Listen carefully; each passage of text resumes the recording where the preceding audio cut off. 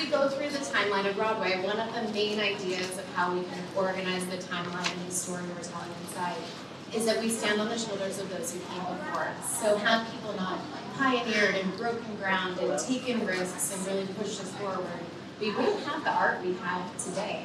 And so when you look at it through that lens, you know, a lot of these shows kind of come out of different influences of what was happening socially in the world, across the United States. You know, it all plays a part into what is created on stage. So we're going to kind of look at it through that lens a little bit today. But we're going to start with something really easy first. So we're going to start with a little bit of a lightning round. So it's just like 1 or 2 words, answers, just to kind of get us started. If you wouldn't mind all answering that. So really super easy first. Can you just tell us the very first Broadway show you ever saw? Brown sugar. First musical score assignment, the very first show was The Little Prince and the Aviator, starring with rap. Peter Pan or Annie, they happened the same spring. It was Little Mermaid. You're so young!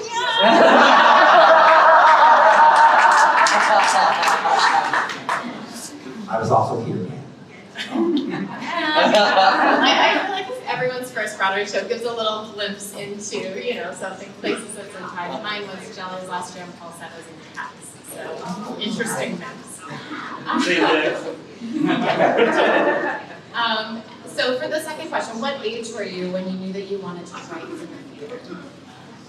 I was 12, and I wrote my first musical at 14, and I just needed to be part of this world.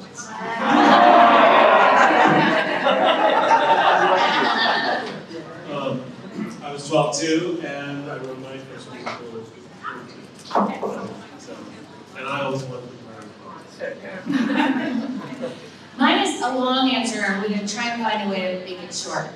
When I was 6 or 7, I started writing musicals for the kids in my backyard, and starring in them and directing them. And then I downloaded a narrative that if girls like theater, they have to be actresses. And it took me a very, very long time of playing a lot of nuns in New Hampshire to find my way back to realizing I needed to find my way back to that 7-year-old girl writing, directing shows in my backyard.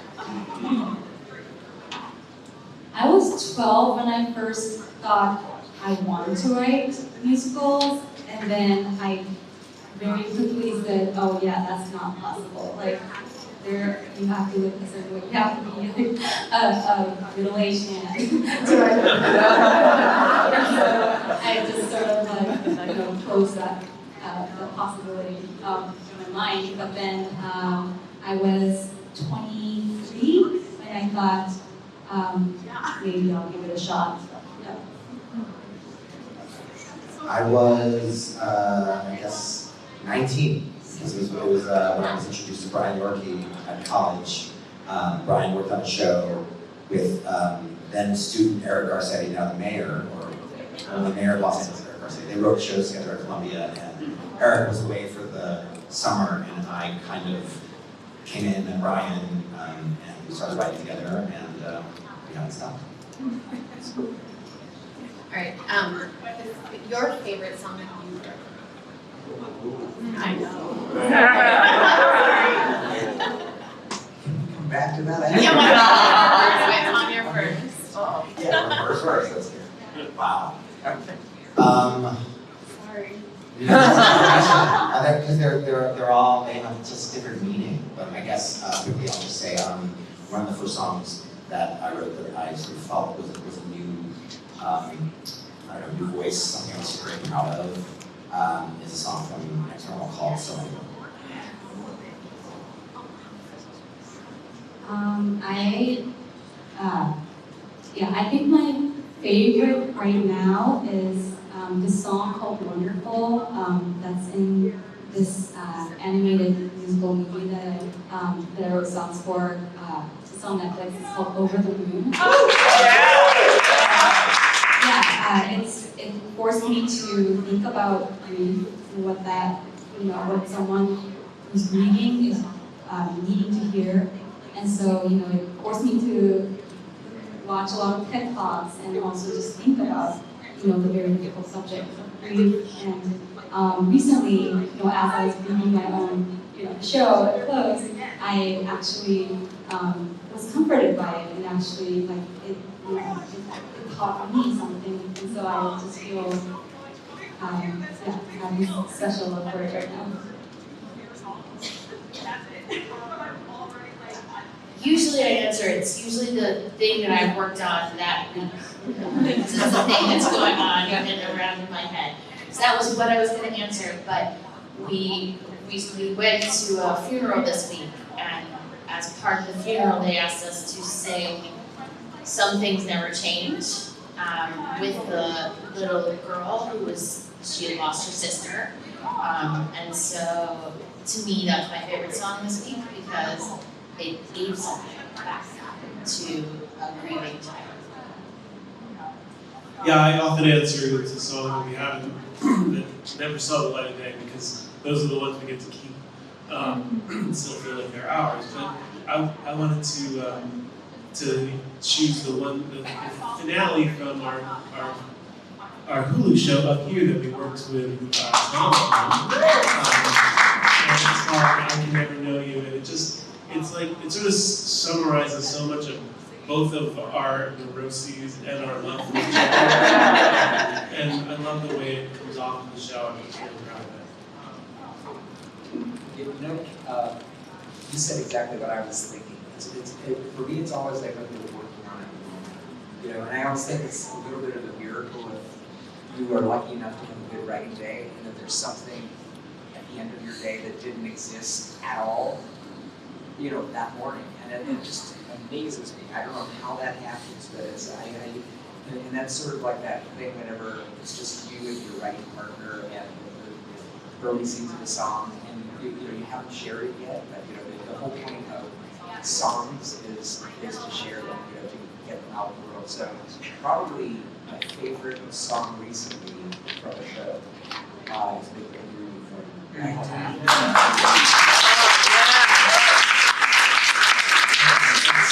It's not that it's like the trippiest song, it's not that I change meter a lot, or you know, any of those writerly things that some of us do. I think that it's just really a direct song. It's a song about organization. Over the course of the pandemic, I was really moved to see that a lot of people who were singing it, and it was meaning different things to different people. And I found that incredibly moving. I actually thought it was worth doing the show just to have people recognition singing that song that somehow got out into the world. And, you know, they just spent a lot of time. Song.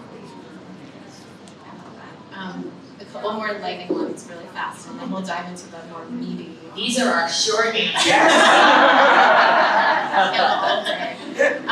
So what's the song you wish you had wrote?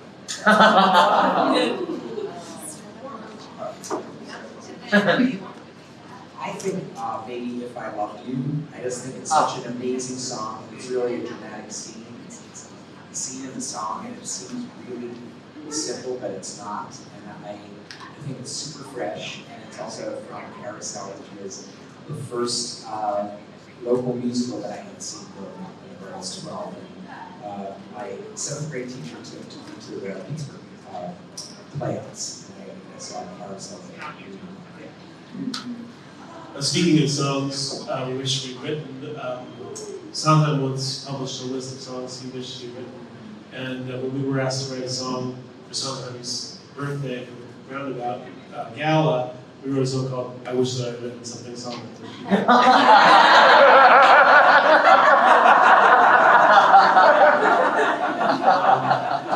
Tell them about that. That assignment was insane. We had to sing. Sorry, we're digressing.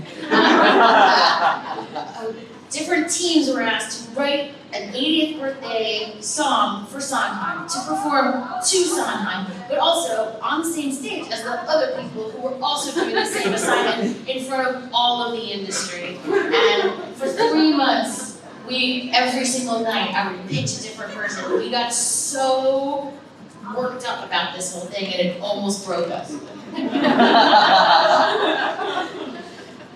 I'm gonna say, I'm alive. I love that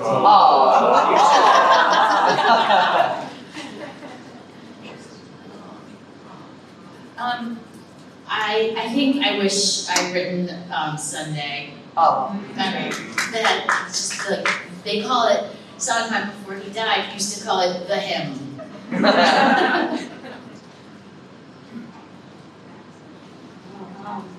I wish I wrote the score for West Side Story.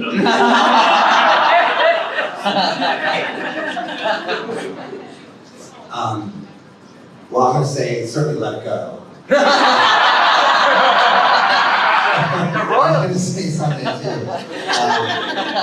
In the world of where we were talking about the things that we've been listening to lately, there's a song by Ben Folds called Still Fighting It that I'm obsessed with, and I've been listening to it, and I just keep thinking I wish I wrote that song. But definitely Let It Go. And then you can combine these together just to make it an easier, quick answer. Maybe if it's quick, but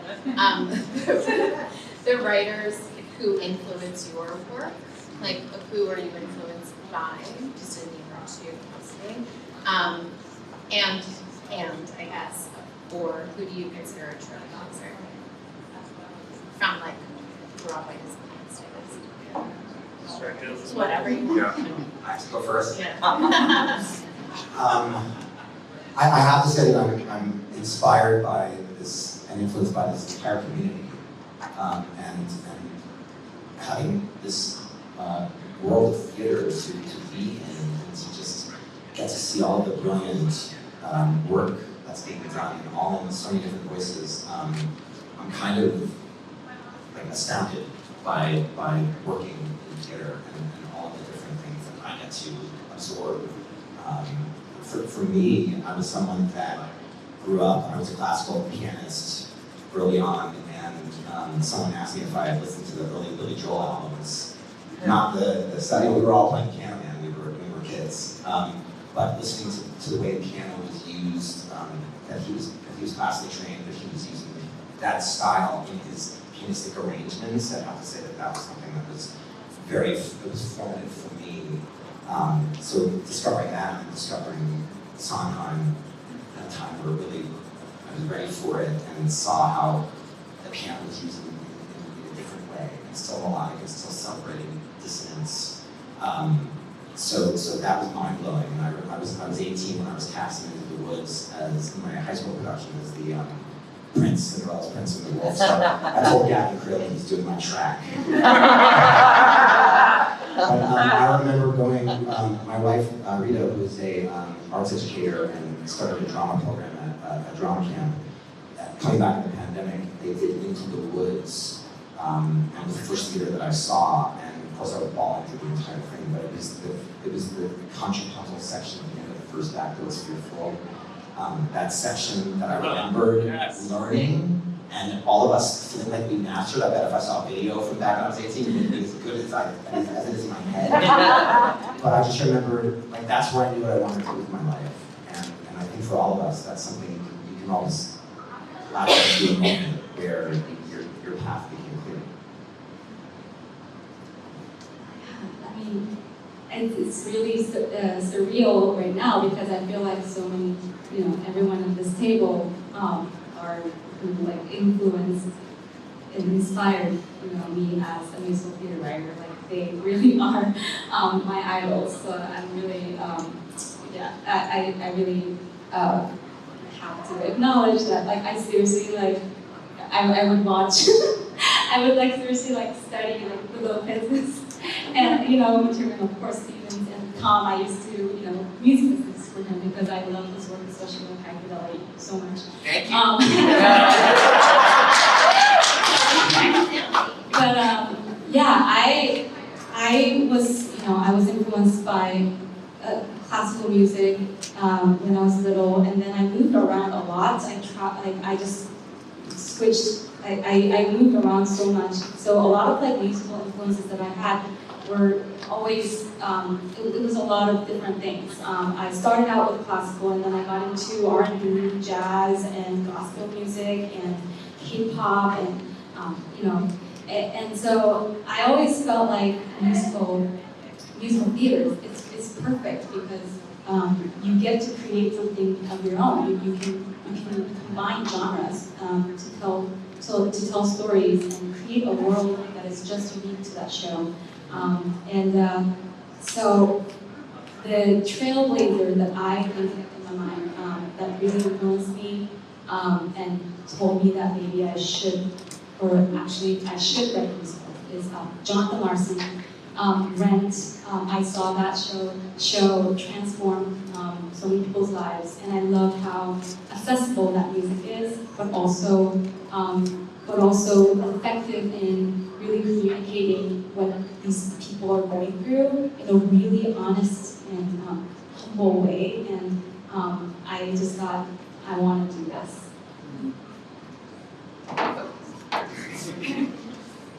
Bobby, I don't know if you remember on our first date, we were talking about like who was your big influence, and Bobby was very obvious, and he said Sondheim, and I was like, I think Ahrens and Flaherty are better.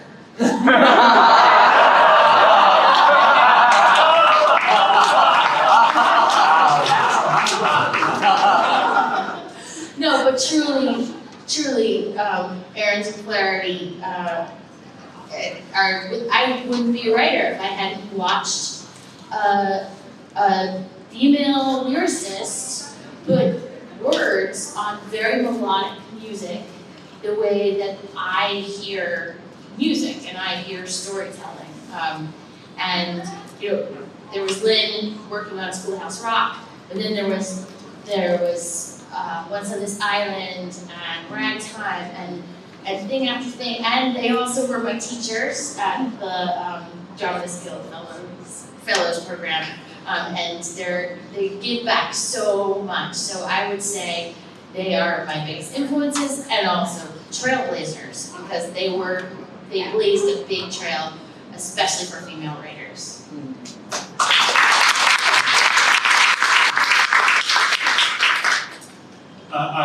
Table excluded. I love them all.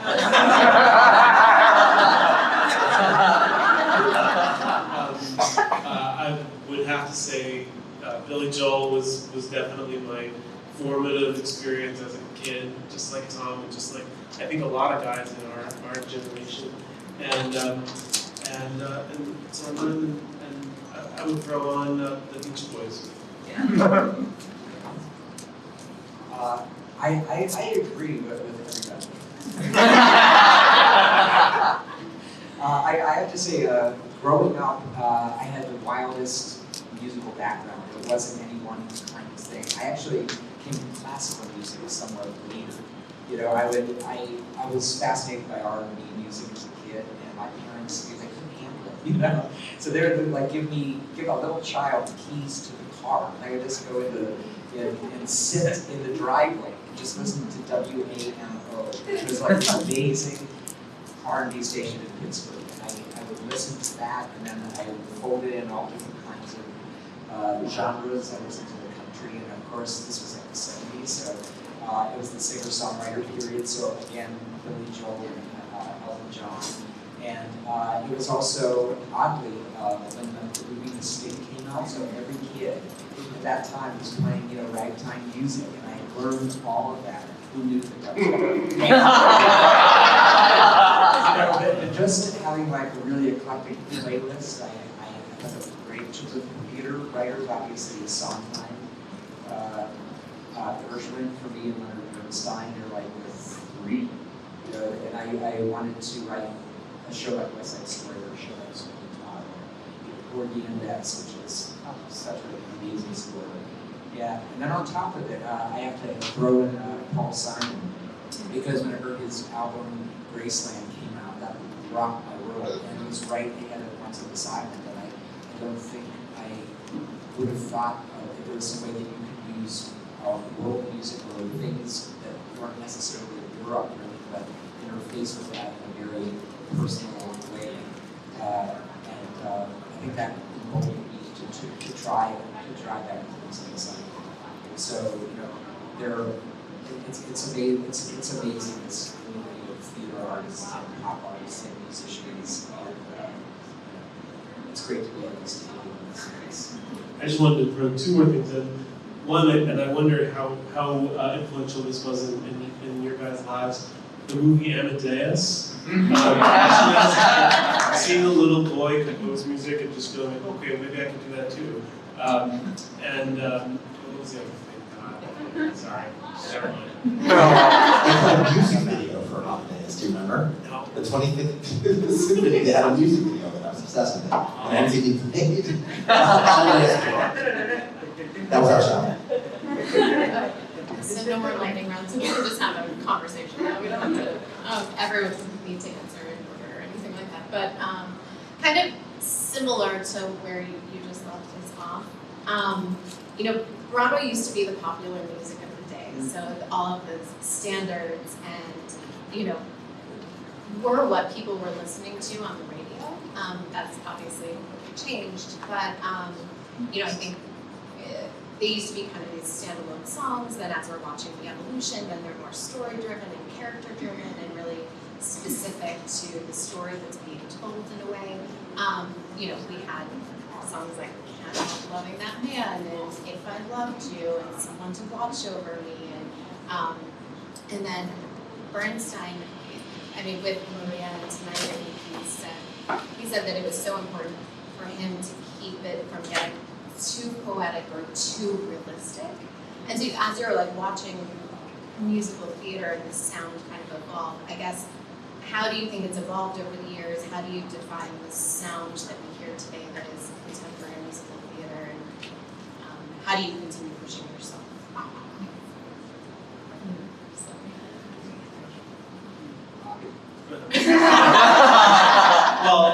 I thought maybe I would mention this experience that I was very lucky to have as a kid.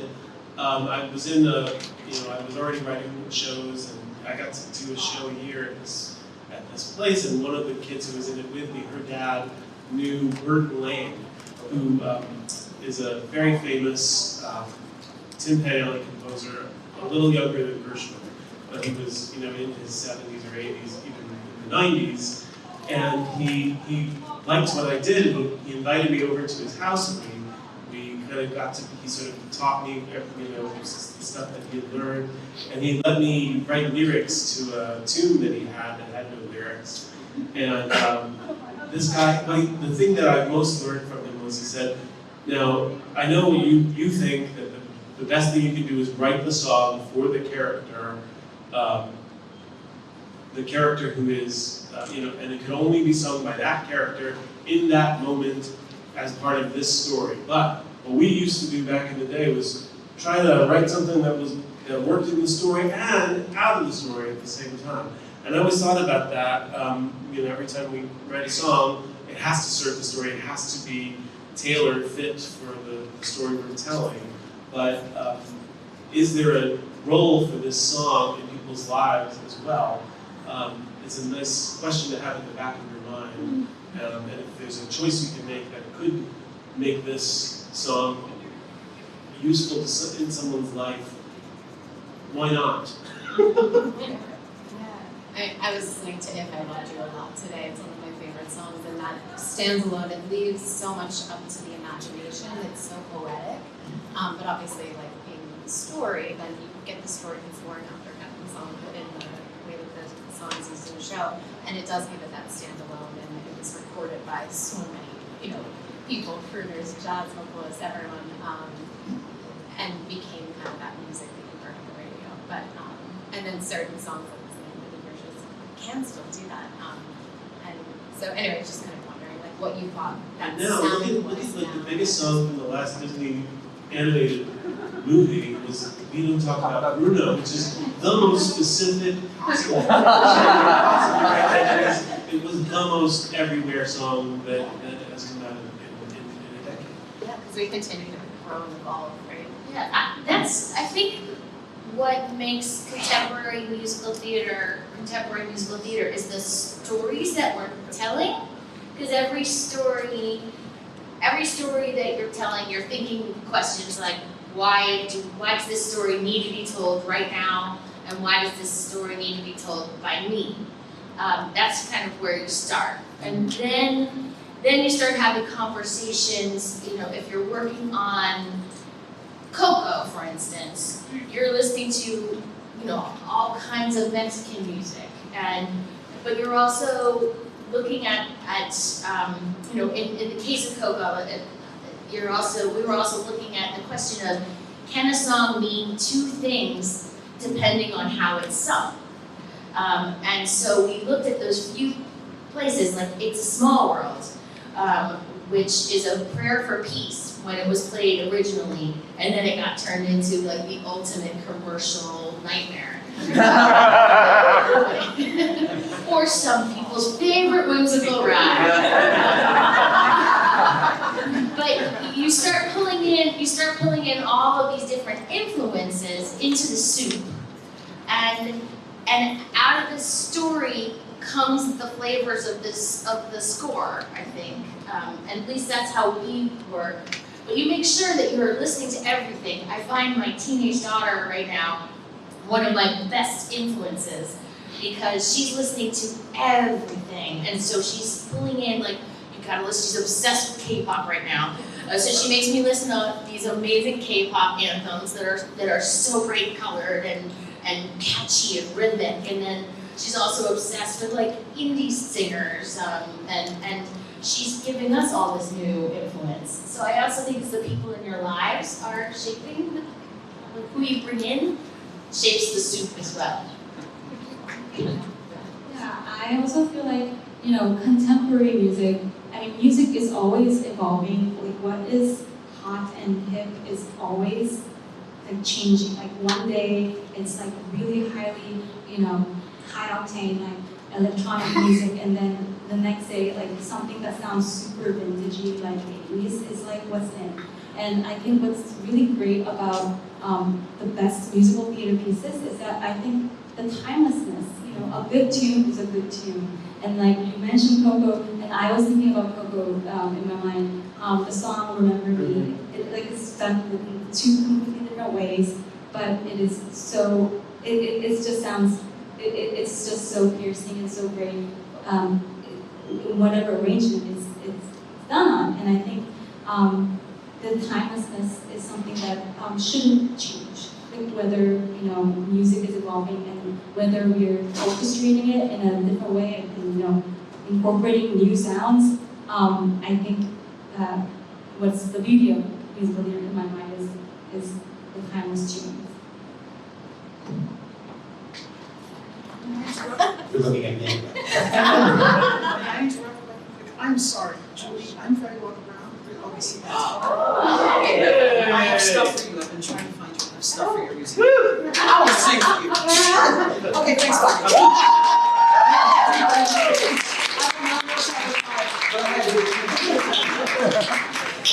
That was amazing. That's right, her. Yeah. I was going to say that I remember when, before If Then was premiering, there was an article that was written, there was a beautiful feature on Dina Menzel, and there was an article about Broadway songs for theater leaping into pop radio and becoming sensations. And the article stemmed because the Lopez's had done this with Let It Go and had created a pop anthem for all time. I mean, it's to me, it's one of the most brilliant pop songs ever written. And I remember thinking, oh wow, that's a lot of pressure to put on myself.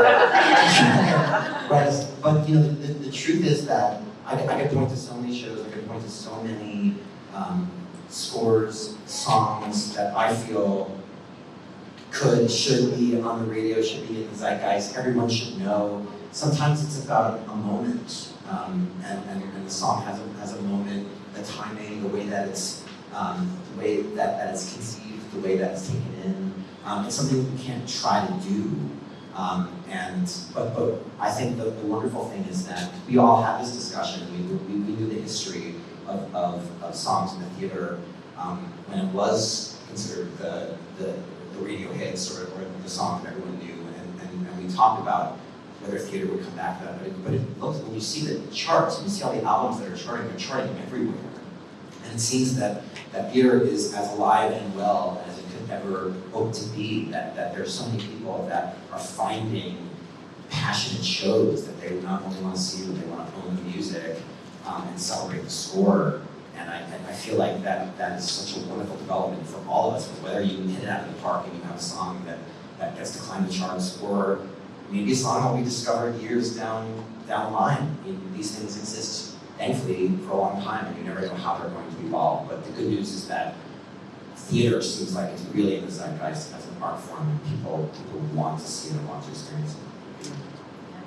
Thanks for bringing this up. But it has, you know, everything's cyclical too, right? So we're like coming back, and it is, I completely agree with you, Tom, that it is relevant now today in the cast albums, and everyone listens to and knows every word, and I'm sure everyone in this room knows every word to every song you guys have ever written because of the cast album and how amazing that is. I wanted to talk about like structure a little bit when you guys approach new material, because I think that's a really interesting thing. Do you like? I'm not a musical theater writer, so I don't know, but I would assume maybe you tackle the opening number last. There's like a famous story with the fiddler and tradition and how that song came about. So curious about like your structure process as you're like writing, choosing new material, and then do you? I think Lynn is known for saying, you know, he does look at Fiddler as the way that he's structured in the Heights. So does that resonate? Do you guys kind of, does that process help inform to look at the past as you're writing down today and doing something? I think that's absolutely true, and it's so funny because I think, at least for the narratives and myself, the opening number is always the first thing you write and the last thing you write. I was gonna say. Because you sort of lead into the project, you know, and it's always, for me, it's like you have to be really patient and find those first couple of notes or that sound or that signature, whatever is going to be the DNA of the project, you know, and sometimes it comes out quickly and sometimes it comes out very slowly, and you just have to be patient with it. But I know especially in the case of Ragtime, we auditioned to do that, to get the gig. You know, so we had to write 4 songs on spec, and we only had 11 days to write these 4 songs. So it was like, yeah, it was a crazy challenge. And for part of it, I was in London working, and Lynn was in New York, and it seemed like impossible. But you know, it was so exciting. It was like such a big old band, you know, that we thought we just have to go with this. Did the 4 stay in the show? 3 of the 4 are in the show. Oh wow! Yeah. But then again, it's like the opening number is one of the 4 that we wrote. But what we know is the opening number is the result of that, like a 2.5 to 3 year odyssey in terms of shaping the material. But it still had like the same tune, I believe the same vocal arrangement, the same shape, the same idea.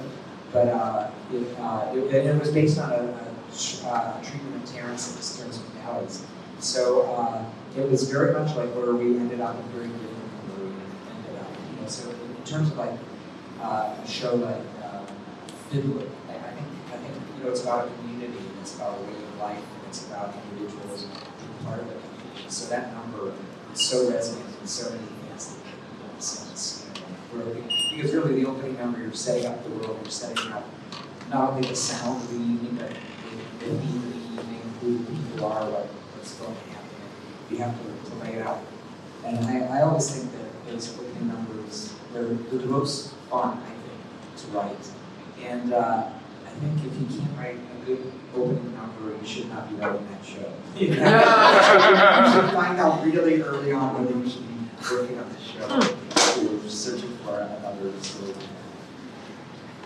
I love that you asked about structure, because the way that I like to approach musicals is, and as a songwriter, I think of myself as an architect who needs to find it. You've got the story, and you've got to know everything about the story, and then you kind of have to look at the story and and see the bones of it and figure out where your songs are going to be the pillars holding up the bones of the story. I just mixed metaphors. We got it. I mean, the pillars holding up the story. Okay, and I think the past, you can look to the past and see different ideas of how you're going to structure it. Evita has a very specific kind of structure, and if you were doing a bio musical like Hamilton owes a great debt to Evita. If we were going to do a bio musical, we haven't approached that yet, but I would look to Evita and Hamilton and go, look what they did. They used motifs throughout the whole thing. There was an antagonist and a protagonist fighting it out, fighting for who gets to tell the story. And you can look to the past to find that structure, and we do that.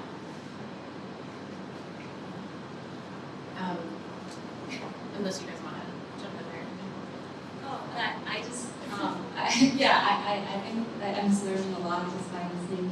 But I do think as you know, sort of contemporary or very how out there K-pop is, I'm a true believer that structure is something that the structure that worked in these iconic dystopian pieces, they didn't just come about like, you know, just like someone just thought of it. You know, I think there's so much trial that we went through, and so I think I love that you were saying like how you look at, if you were doing a bio piece, like you would look at Evita and Hamilton, because I think structure is something that it should be preserved, and it's something that can that we can honor and then add the new sort of sound and music on top of it. But yeah, I'm also very I really truly honor the structure that our past and Roberts and Hammerstein, Sondheim, everyone really kept. And I think that's just important for contemporary writers to think about. One other thing, I was just thinking of my first two shows, Avenue Q and Book of Mormon, and they both have a element of tradition and departure, because I think my aim in those was to be, it wasn't just mine, our team, was to be as surprising as possible with both shows. But in order to be surprising, you have to give the audience something to hold on to. So with Avenue Q, the story is very traditional, but the way you're telling it is very weird. Whereas in Book of Mormon, the story is bonkers, but so the way we told it, the style of songs and the style of storytelling is traditional. The other thing about a musical is that it's totally unpredictable over the course of however many years you're working on it, where your process is going to take you, and sometimes you just have a beat on your opening number, and that's one of the first things you write. And sometimes, as in the case of Next Normal, the fourth song becomes the opening number because you need to cut a bunch of things that happened before you get and the opening number becomes the finale, which is true. But actually, Light was a song called Let There Be Light, and that was the original 5-minute opening of what was called Feeling Electric at the time. A lot of people just said, "What's happening during this?" So it's just, you never know what the trajectory is going to be. You have to be open to everything, but knowing structure, knowing the history of the form, knowing the craft always helps. If you know the rules, then you can, as Bobby was just saying, then you can break them and have your show serve whatever kind of structure is best for it. Yeah, the development and the writing is rewriting, and as you're working towards what becomes the final product. But there's a story that I think I didn't know before working on the museum of Broadway. I just always known West Side Story, but the way that that came about, I think was really fascinating, and I wonder, I'll say what it is, because maybe Governor in the room doesn't know, but, and then I wonder if anything like that has ever happened to you. But, so the show was originally an East Side story, and it was set in the Lower East Side, and it was about the Jews and the Catholics, and it was a very different take on Romeo and Juliet. And the project kind of stalled, and then many years later, Leonard Bernstein and Arthur Lawrence were at the Beverly Hills Hotel in LA working on something completely different. And then there was a newspaper article about the Puerto Rican gigs, and they were like, oh, that is really interesting, and then started diving in, and the entire show changed. Obviously, this is a very dramatic example of how a show might change, but I wondered if there's anything like unexpected changes or breakthroughs as you're writing, or characters that were caught, or just some fun little stories you could tell from some of your shows.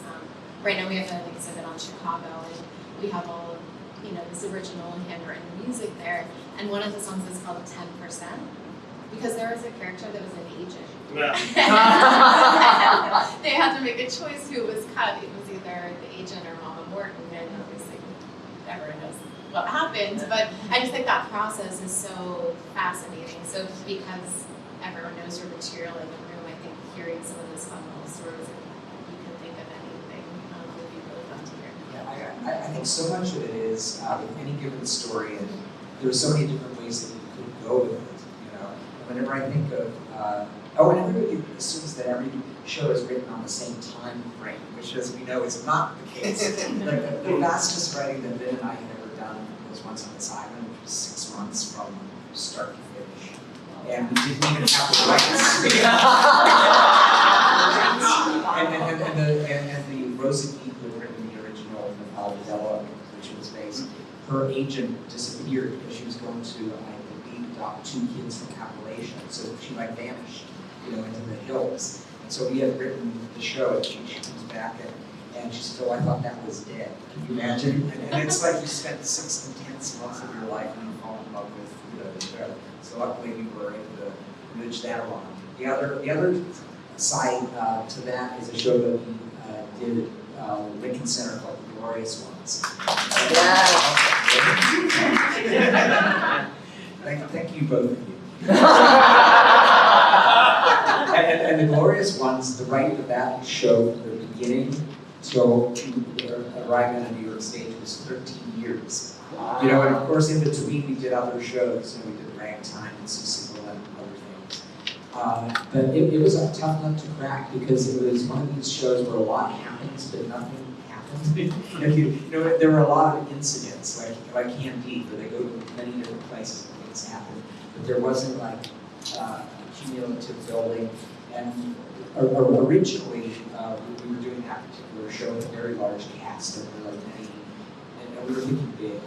And by the time we finished the show 13 years later, it was 7 actors. And when we found out, it was way more interesting watching 7 actors play hundreds of roles than watching 100 people play 100 roles. There's something about that. And also what we didn't realize at the beginning is we were essentially writing a scripted show about improvisation, which seems like an impossible way to think about it. And so we realized that a lot of it was going to be it wasn't going to be a big discovery and workshop. And so we were lucky enough that Pittsburgh Public Theater agreed to help with this workshop, and we went to Pittsburgh with Graciela Danielle and our company, and we finally realized it at its heart we wanted to be a smaller show about bigger things as opposed to just a large show. So I don't know, and there were many steps along the way. One draft of it was in iambic pentameter, which was a completely new way to but it didn't work. God bless her. She's like a dog with a bone, and she doesn't want to give up. She really believes in something. It took many drafts over many years, and she would always go back to it. And we hung in there, and we finally got to do it in Pittsburgh and bring it to New York. And it's not done that much these days, but just having given birth and letting it help the world is a joy. speaking again of West Side Story and panels, there's a panel I just want to direct you guys to on YouTube that has Arthur Lawrence, Leonard Bernstein, Stephen Sondheim, and Jerry Robbins talking about the development of West Side Story in the 80s. And you get a sense of the young artists that they were when they were making it. And it's hilarious, and you feel the relationships and the dynamic that was in their four-way collaboration. Listen to it. Plus, they sing some of the cut songs, of which there are many. So you guys should know that. What do you put in? This West Side Story? West Side Story panel, yeah. There were panels even back then. And I think people have talked about this before a lot, but the development of Frozen was very tight timeline, but probably went through the most changes of anything we've ever worked on. Do you want to talk about that? Sure. And if we're talking about how something surprised you by how it changed, when we started on Frozen, Elsa was a villain who was blue with this short spiky hair and froze her sister. Anna was this perfect, like, buttoned up princess who was like, I need my flowers to be butter yellow, that's canary yellow. And Elsa came and she froze her heart and kidnapped her, and then she went down and destroyed all of Arendelle with her army of mean snowmen, and that was the first screening. And we had written 3 songs for that, but that was the worst screening I ever sat through because it was awful. Like, you just knew, like, you just wanted to die in your chair and never ever wake up because you knew you had to deal with notes. After those notes, we had this come to Jesus moment where we have to say, this is a great story, but I don't think it can be a great musical. Nothing about these angry, unlikable women sings so much, and we're going to have to rework it. And I was like, or you could do this story, but it's probably not a musical, and that's okay. And John Lasseter was like, oh, it's a musical. And so that writer got fired, and we stayed on, and we completely had to re-break the whole story, switch the sisters around, where Elsa was the perfect one, and Anna was sort of the screw-up, looking at birth order stuff. Elsa got more aspirational hair, as they called it.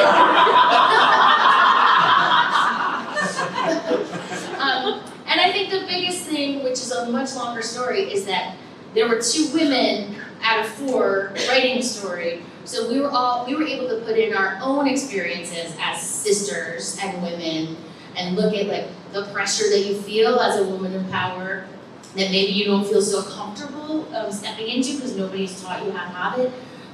The way that sisters slam doors on each other and you beg to get in there. The way that shame is really what causes people to freeze up and stay frozen in their roles instead of, like, being evil or looking for power. And so that's how things tend to change when you start talking about your own experiences and putting them in the story. You want to go? You go.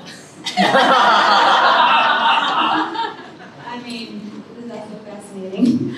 I think the biggest change that we had to make on K-pop was because in the off-Broadway version of K-pop, that was in 2017, K-pop wasn't that much of a phenomenon in America. So, like, the central question of the show was, why has K-pop crossed over to all of the world, but hasn't crossed over to America? Like, what is the reason? And then the whole show was, like, examining why that is.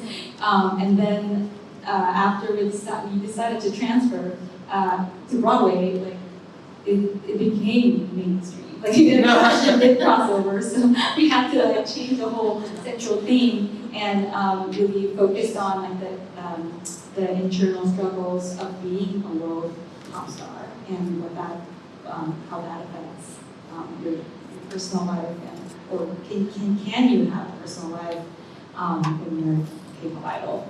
So that was a big change. I guess 2 quick examples I can give. For the show Flying Over Sunset, which was conceived to be telling the story of these people who really were using acid back in the 50s. And we had the question of whether people were going to follow through with the conceit that they only sing when they're high, but that's where the music comes in. And when we first worked on it, we decided not to follow through, so we had a song for Claire Luce appearing for Congress. We had a song for Cary Grant when he was giving a press conference to leave the movies, and we just found that was bogging us down. So we ended up pretty much, I think maybe there's one instance at the end of Act 1, but pretty much all the songs happen when they're on acid. And then the second thing is Next to Normal. We worked with James Lapine for a year on the show, and originally it was 5 people, and James suggested, he said it would be great to have maybe a boyfriend for Natalie, someone that could be a little bit of a representative for the audience, someone who's kind of seen the family from outside and can comment on it. And that's how Henry was created. So it was many years before we created that character, but once he was part of the story, it felt like the greatest discovery for us. It's so fun. It's fun to hear those little anecdotes, to hear, people only see the final product, so they don't get to know the ins and outs of all of it. As we wrap up, because we have about one more question to try you guys with. Sorry for all the questions. But I think, as we know the past, we know what's presently being created. As we look to the future, how do you select new material? What are the stories that you're drawn to that you want to tell? How do you continue pushing and breaking ground in terms of an a cappella musical? Really hard. What is the, when you're looking at new material, I think Richard Rogerson said there's never anything, that he didn't write anything unless there was a real reason to do it. And so I think with that lens through it, what excites you guys? What's what are those stories that you want to tell and find the material? What are you drawn to? What's the future? I want to hear what you say, because you are the future.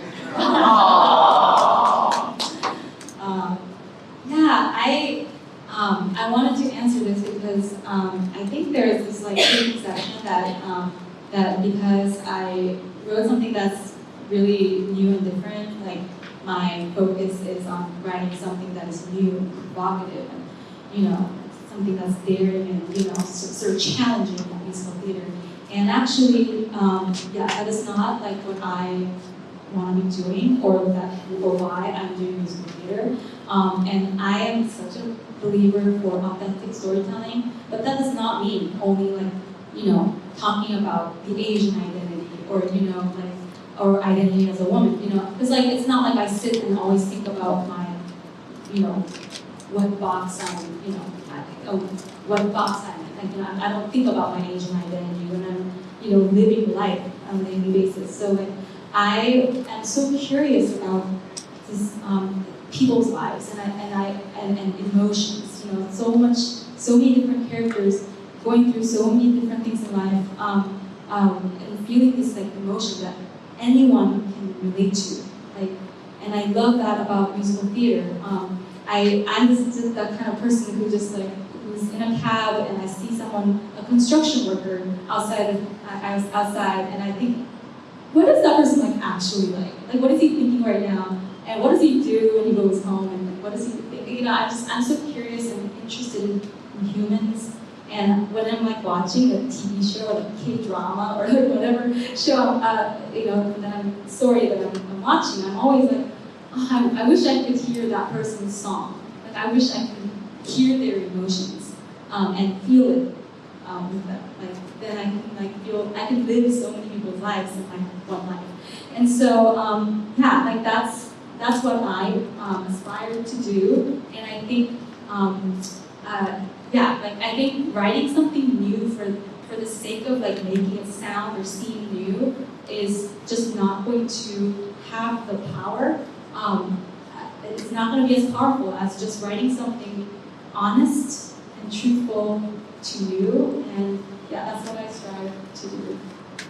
Piggybacking on that, I find that I often am drawn to material that is going to explore questions that I'm exploring in my own life. At the time, I said this is my third panel today, so I said this a little bit earlier today, but that, you know, when we were young parents, we did Finding Nemo the musical. When we were raising 2 little girls, we wrote Frozen.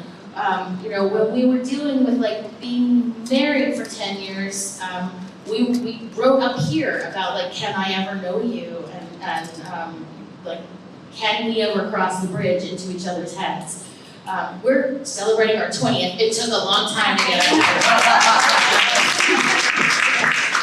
But I think the things that we're drawn to are what are the questions we're asking in our own life right now, and with, you know, we've got kids leaving the coop, we're looking at empty nesting, we're worried about our country and democracy, so we're looking at and exploring different things, and I think those are the things that we're excited about the way the gender binary is disappearing. So we're writing a non-binary fairy tale called Prince and the Dressmaker right now.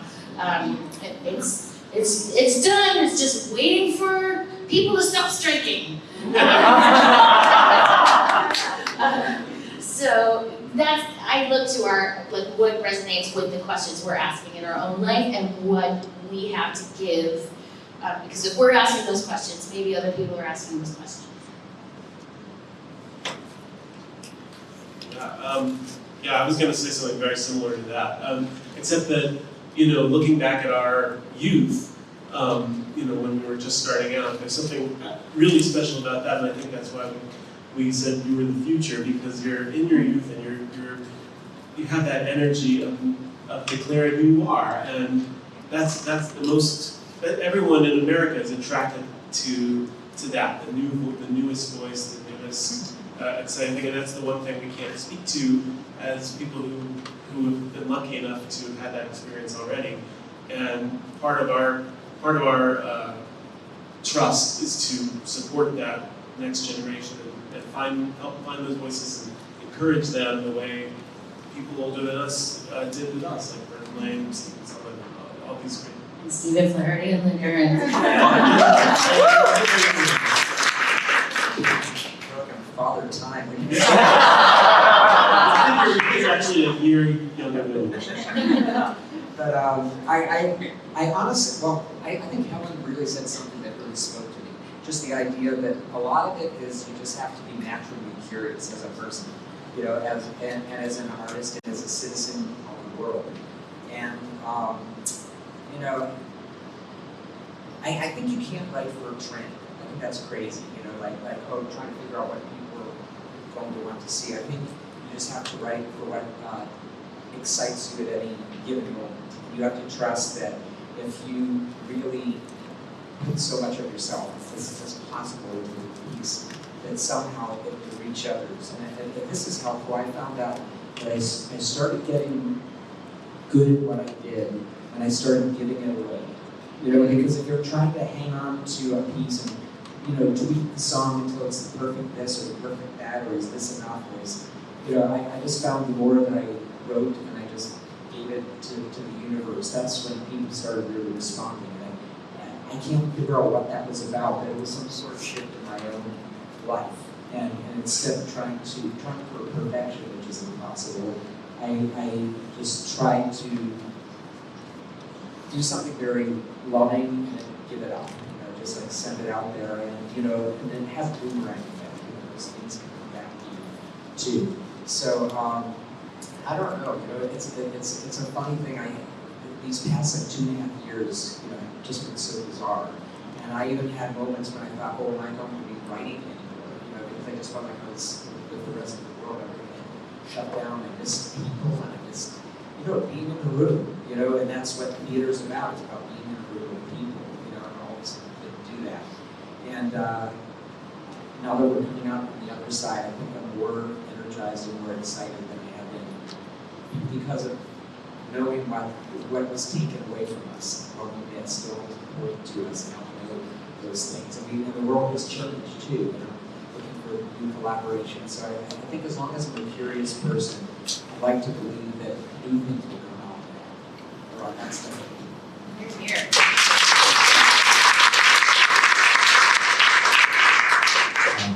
I'm someone who, I like to cry. I like to feel the hairs on the back of my neck. You know, I just love to be moved, and I love to watch people overcome challenges in their lives, whatever that might be. I love stories of hope and catharsis, and so for me it's always been about investigating the human experience, both as it relates to myself and the world around me. And I think looking back at the things that I've worked on and things I'm hoping to work on, they all have a humanity, they all have a character that I really want to speak through. And it is, Kristen's point about what's going on in your life is a wonderful point, because there's nothing better than feeling like you're answering questions and you're able to work through things through your art. And it could be a story talking about something like Flying Over Sunset, which is way outside of my experience, literally way outside of my experience. Sure it is. That's another one.